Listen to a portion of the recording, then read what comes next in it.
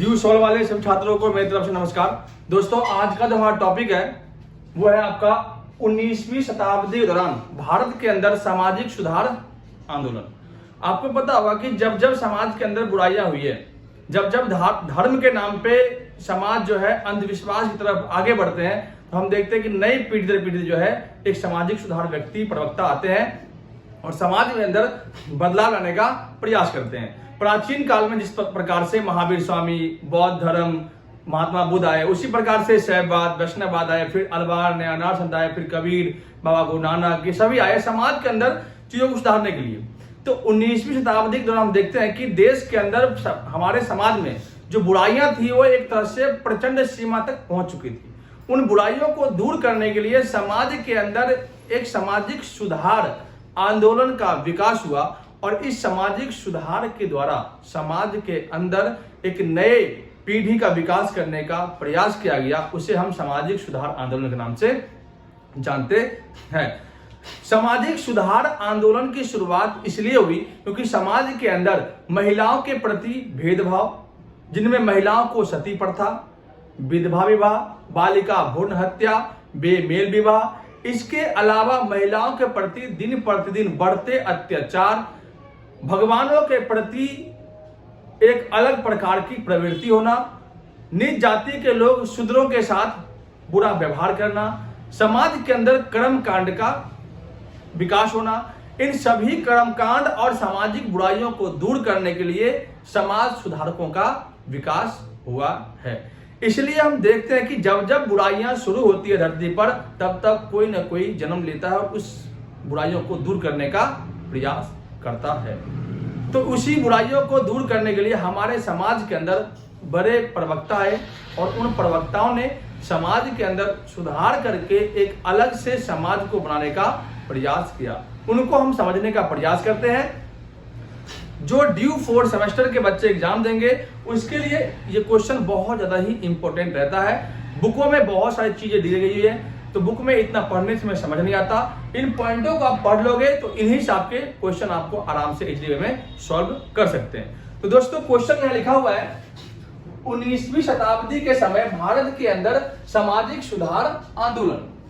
भारत के अंदर सामाजिक सुधार आंदोलन में ब्रह्म समाज, आर्य समाज, सत्य शोधक समाज, प्रार्थना समाज, रामकृष्ण मिशन और थियोसॉफिकल सोसाइटी, ये तमाम जो है ये सभी आपके समाज के बुराइयों को दूर करने का प्रयास किया। सबसे पहले देखते हैं ब्रह्म समाज की तरफ। 1828 में राजा राम मोहन रॉय द्वारा ब्रह्म समाज की स्थापना की गई और ब्रह्म समाज की ही मुहिम इतनी अच्छी रही कि हमारे समाज के अंदर लॉर्ड विलियम बेंटिक के सहायता द्वारा समाज के अंदर सती प्रथा को खत्म किया गया। राजा राम मोहन रॉय एक प्रकार से पुनर्जागरण के, आधुनिक भारत के पुनर्जागरण के अग्रदूत के नाम से जानते हैं। इन्हें अकबर द्वितीय ने राजा की उपाधि दी और ये समाज के अंदर सती प्रथा और विधवा विवाह के लिए काम किया और महिलाओं को एक प्रकार समाज में एक अच्छी स्थिति दिलाने की बात कही। महिलाओं के प्रति जो भेदभावपूर्ण बातें हो रही थी, महिलाओं को जो चप्पल के जूते के समान समझा जाता था, वो वहां पे खत्म किया और पुरुष और महिलाओं को एक बराबर अधिकार देने की बात कही। तो राजा राम मोहन रॉय से 2 पॉइंट आप याद रखना। एक तो अकबर द्वितीय ने इन्हें राजा की उपाधि दी, राजा की उपाधि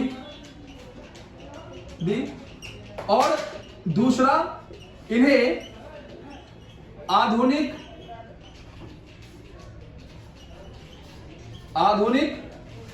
भारत का पुनर्जागरण के अग्रदूत माना जाता है, अग्रदूत माना जाता है। इन्हीं की सहायता से 1828 में हम देखते हैं कि सती प्रथा को समाप्त किया गया। सती सिस्टम एक ऐसा सिस्टम था, एक ऐसी प्रथा थी जिसमें अगर किसी महिला के पति के आकस्मिक देहांत हो जाए या मृत्यु हो जाए तो अगर पत्नी जिंदा है तो पति के साथ पत्नी को भी दफन किया जाता था। ये समाज के अंदर बहुत बड़ी बीमारी थी जिसमें महिलाओं को, जिंदा महिला को जलाया जाता था। समाज के अंदर इन बुराइयों को खत्म करना बहुत जरूरी थी, क्योंकि हमारे समाज के अंदर जो ब्राह्मणवाद व्यवस्थाएं थी, उन ब्राह्मणों ने बहुत ज्यादा ही कर्म कांड को आगे बढ़ा दिया था। उनका मानना था कि अगर किसी महिला के पति मर जाए तो उन्हें समाज जीने का अधिकार नहीं है। तो ये ब्राह्मणों का कौन सा नियम है?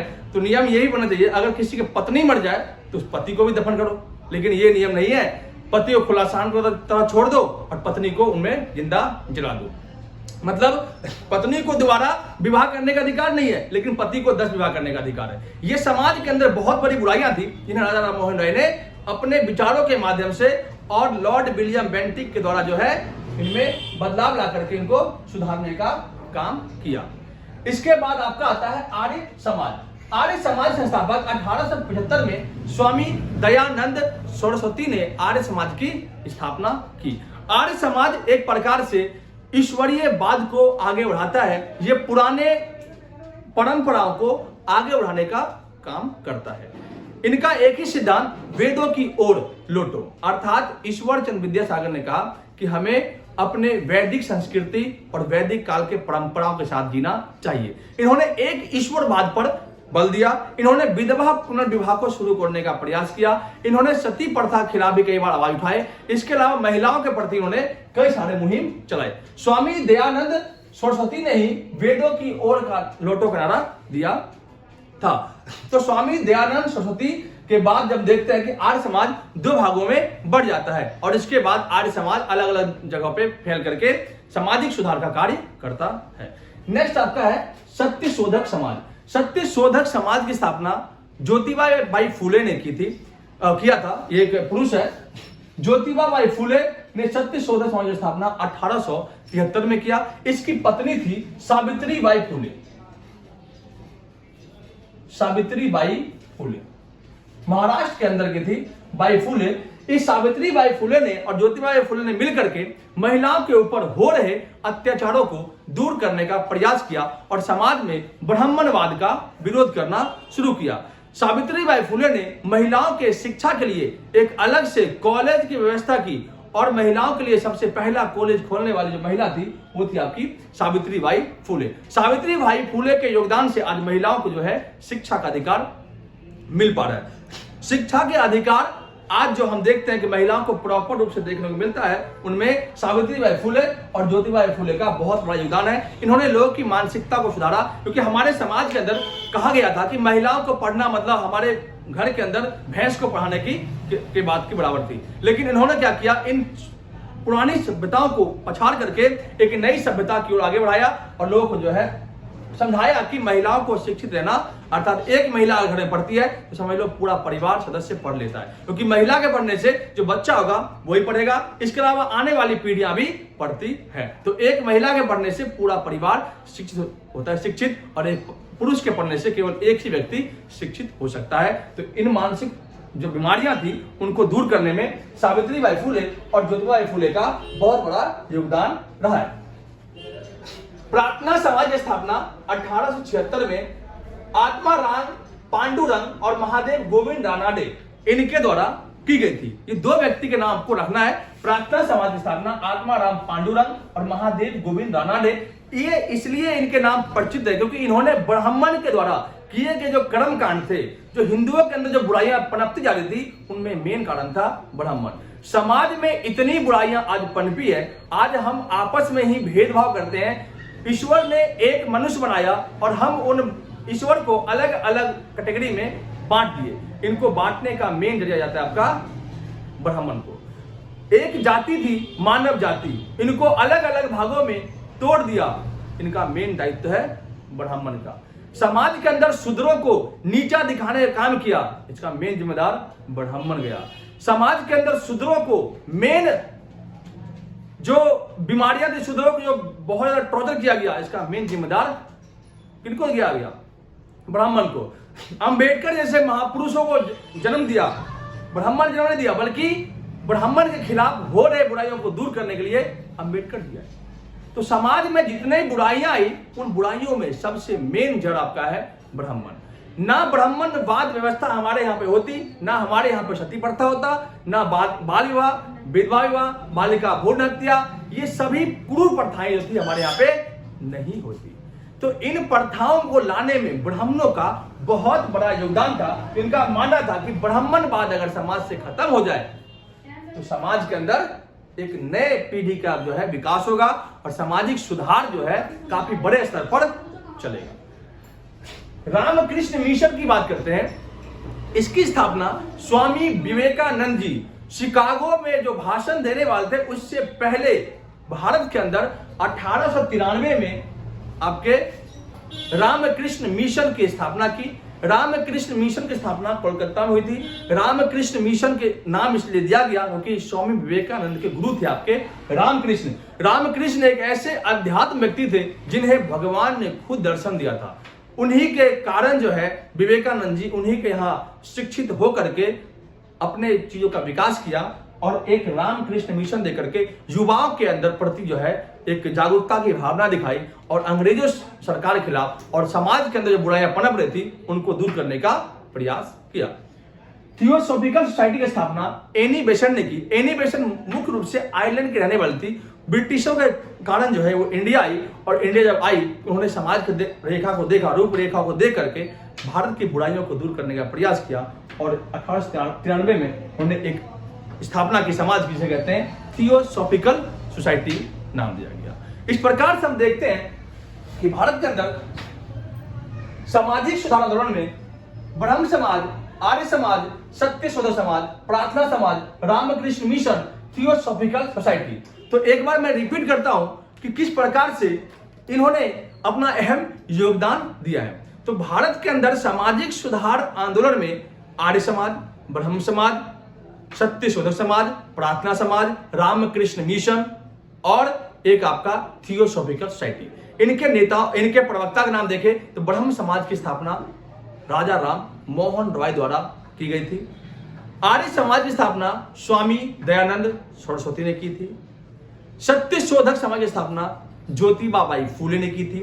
प्रार्थना समाज की स्थापना आत्माराम पांडुरंग ने की थी और गोविंद राणा ने की थी। इसके अलावा रामकृष्ण मिशन की स्थापना आपके स्वामी विवेकानंद जी ने और थियोसॉफिकल सोसाइटी की स्थापना एनी बेसेंट के द्वारा की गई थी और इसको ला करके समाज के बुराइयों को दूर करने का प्रयास किया।